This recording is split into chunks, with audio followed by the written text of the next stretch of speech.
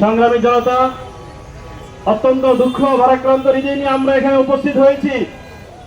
জুলাই আন্দোলন যখন চলেছিল, এই রাজপথ ঢাকার অলিতে গলিতে হাজারো হাজারো লক্ষ লক্ষ ছাত্র জনতা রাজপথে নেমে এসেছিল।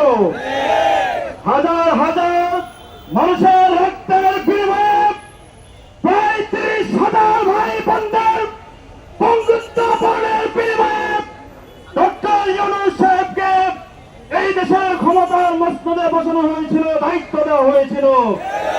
তাকে বলা হয়েছিল, আপনি এই ফ্যাসিস্ট খুনি হাসিনার বিচার নিশ্চিত করবেন, সংস্কার করবেন এবং একটি সুষ্ঠু নিরপেক্ষ নির্বাচন দিয়ে আপনি এখান থেকে বিদায় নেবেন।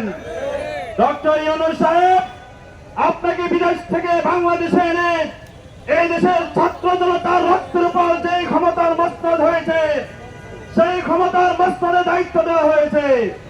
আমরা দেখেছি তখন যখন বলা হয়েছিল সংস্কার করা দরকার, এই সংবিধান, সেই সংবিধানের দোহাই দিয়ে খুনি হাসিনা এই দেশের হাজার হাজার মানুষকে হত্যা করেছে, গুম করেছে। এই খুনি হাসিনা 17 বছর ফ্যাসিবাদী শাসন কায়েম করেছে। এই সংবিধান বাতিল করে একটি সংস্কারমূলক নতুন জুলাই সনদ তৈরি করতে হবে। তখন আমরা দেখেছি একটি দল বারবার বলতেছিল সংস্কার দরকার নাই, নির্বাচন দিয়ে চলে যান। সব দল যখন সংস্কারের জন্য ঐক্যবদ্ধ হয়ে গেল, জুলাই ঐক্যমত্য কমিশনের বৈঠকে বসার জন্য রেডি হয়ে গেল, তখন তারাও বাধ্য হলো, তারাও ঐক্যমত্য কমিশনের বৈঠকে বসতে শুরু করলো।